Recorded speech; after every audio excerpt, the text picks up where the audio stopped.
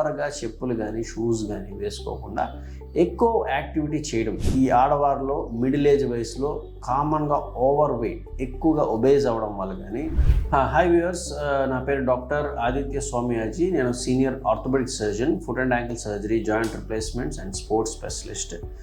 ఈరోజు మనం మడమ నొప్పి, హీల్ పెయిన్ గురించి మాట్లాడుకుందాం. ఈ మడమ నొప్పి అనేది మనకి ఎంతో కామన్గా కనిపిస్తూ ఉంటుంది.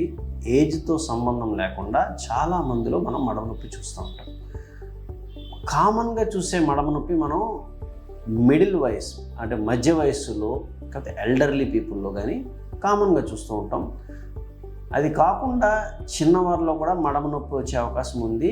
ఎక్కువగా స్పోర్ట్స్ కానీ ఎక్కువగా నిలబడడము ఇట్లాంటి యాక్టివిటీస్ చేసే వాళ్ళు కూడా చూస్తాం.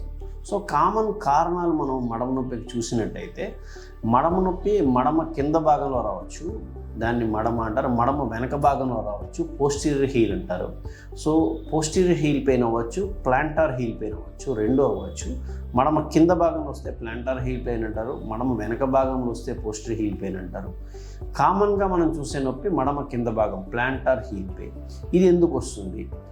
ఎక్కువగా మనం ఈ ఆడవారిలో మిడిల్ ఏజ్ వయసులో కామన్గా ఓవర్ వెయిట్, ఎక్కువగా ఒబేజ్ అవ్వడం వల్ల కానీ, వెయిట్ పెరగడం వల్ల కానీ మనం మడమ మీద ఎక్కువ ప్రెషర్ పడి, దానికి తోడు మనకి వైటమిన్ డి, కాల్షియం బోన్లో క్వాలిటీ లేకపోవడం వల్ల కానీ, ఇంకా కొంతమందికి ఫ్లాట్ ఫుట్ అనే ఒక ప్రాబ్లం ఉంటుంది. పెద్ద వయసులో వచ్చే ఫ్లాట్ ఫుట్ అనే ప్రాబ్లం ఉంటుంది. దానివల్ల మన పాదం షేప్ మారి దానివల్ల కూడా మడమ నొప్పి వచ్చే అవకాశం ఉంటుంది. ఇది కాకుండా మనం కామన్గా చూసేది ఓవర్ వెయిట్ ఆర్ ఒబేసిటీ. దీనివల్లే కామన్గా చూస్తాం.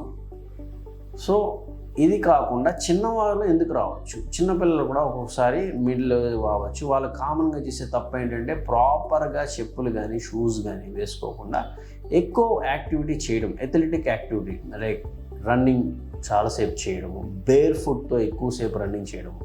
ఇది కాకుండా ఎక్కువసేపు నిలబడి ఉండడం, ప్రాపర్ ఫుట్వేర్ లేకుండా, వీటన్ని కారణాల వల్ల కూడా మనం హీల్ పెయిన్ వచ్చే అవకాశం ఉంటుంది. ఇది ప్రివెంట్ చేయడం ఎలాగా? How to prevent heel pain? ఈ హీల్ పెయిన్ రాకుండా మనం ఏం చేయగలం? వెయిట్ పెరగకుండా ఉండడం చాలా ఇంపార్టెంట్.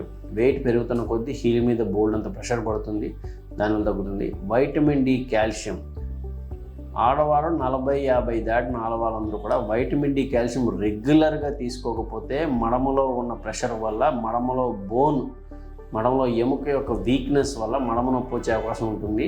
సో దీనివల్ల కూడా మనం రావచ్చు. సో వైటమిన్ డి, కాల్షియం యాడిక్వేట్గా తీసుకోవడం చాలా ఇంపార్టెంట్. ఒకవేళ మనకి ఫ్లాట్ ఫుట్ అనే ప్రాబ్లం డయాగ్నోస్ అయితే దానికి కొన్ని ఎక్సర్సైజులు ఉన్నాయి. ఆ ఎక్సర్సైజ్ చక్కగా చేయడము, దానికి తగ్గట్టుగా ఫుట్వేర్ వాడడము, వాకింగ్ ఇట్లాంటివి అలవాటు ఉంటే పెద్దవారికి కానీ ప్రాపర్ షూ వేసుకొని మనం వాకింగ్ చేయడం చాలా ఇంపార్టెంట్. అరిగిపోయిన షూస్ కానీ, షూస్ లేకుండా కానీ నడవచ్చంటే మడమ నొప్పి పెరిగే అవకాశం చాలా ఎక్కువగా ఉంటుంది. ఇది కాకుండా చిన్నపిల్లల్లో జిమ్ చేసినా, రన్నింగ్ చేసినా, వాకింగ్ చేసినా వాళ్ళు కూడా ప్రాపర్ షూ, ప్రాపర్ గేర్ వేసుకోవడం చాలా ఇంపార్టెంట్. ఇది కాకుండా ఏదైనా యాక్టివిటీ చేసే ముందర ప్రిపరేషన్ చాలా ఇంపార్టెంట్. సో ముందు ప్రిపరేషన్ చేసుకుని మాత్రమే ప్రాపర్ గేర్ వేసుకోవడం, ప్రాపర్ ఎక్సర్సైజ్ స్టార్ట్ చేయడం, ఎక్సర్సైజ్ చేసే ముందు ప్రాపర్ వార్మప్ చేయడం, ఇవన్నీ చాలా ఇంపార్టెంట్. అవి చేయడం వల్ల హీల్ పెయిన్స్ అవన్నీ వస్తాయి. ఒకవేళ ఆల్రెడీ డయాగ్నోజ్ అయితే దీనికి మంచి ట్రీట్మెంట్లే ఉన్నాయి. ముందుగా మనం ఫిజియోథెరపీ చేస్తాం. స్ట్రెచ్చింగ్ ఎక్సర్సైజ్ అనేది చాలా ఇంపార్టెంట్. చాలా సింపుల్ ఎక్సర్సైజ్ వల్ల పూర్తిగా మడమ నొప్పి తగ్గిపోయే అవకాశం ఉంటుంది.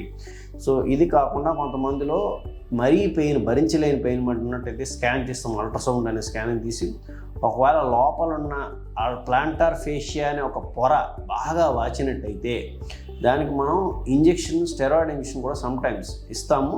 అది కూడా చిన్న వాళ్ళలో ఇస్తాము, షుగర్ అని కంట్రోల్ ఉన్న వాళ్ళలో ఇస్తాము. షుగర్ ఉన్న వాళ్ళలో జనరల్గా అవాయిడ్ చేస్తాము. ఈ అవసరం చాలా తక్కువగా పడుతుంది. ప్రాపర్ ఫిజియోథెరపీ చేయడం వల్ల, స్ట్రెచ్చింగ్ చేయడం వల్ల మడమ నొప్పి చాలా మనకు తగ్గిపోతుంది. ఫుట్వేర్ మార్చడం కూడా ఎక్స్ట్రీమ్లీ ఇంపార్టెంట్. కాఫ్ స్ట్రెచ్చింగ్ అంటే మనకు పిక్క కండరాలను కూడా బాగా స్ట్రెచ్ చేయడం వల్ల కూడా మడమ నొప్పి తగ్గుతుంది. వెయిట్ కంట్రోల్ చేసుకోవడము, షూస్ మార్చుకోవడము, మందులు సరిగ్గా వాడడము, వైటమిన్ డి, కాల్షియం వాడడము, ప్రాపర్ వార్మప్ చేసిన ఎక్సర్సైజ్ చేయడము, ప్రాపర్ షూ వేసుకోవడం వల్ల పూర్తిగా మనం మడమ నొప్పి నుంచి ఉపశమనం పొందే అవకాశం ఉంది.